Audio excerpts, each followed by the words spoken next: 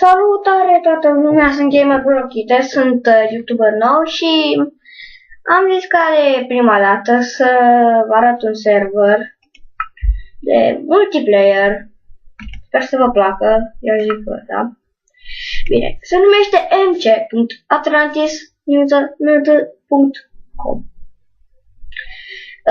Este foarte șmecher, nu zic că e nașpa rău și fel de chestii. Da, deci e și foarte... Ce-am făcut? S-a stricat totul. Bine, deci... Așa se cheamă, pot să scriu și eu, uitați. pg.atlantis.com.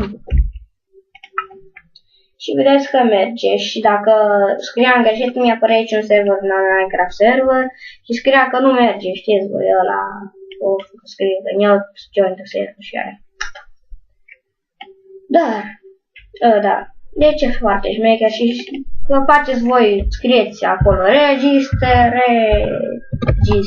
și vă puneți voi parola acolo și vi-o confirmați ursul, register ursul, încă o dată ursul sau cumva. Bine, deci cam asta a fost, sunt GamerBlockite și vă spun la revedere!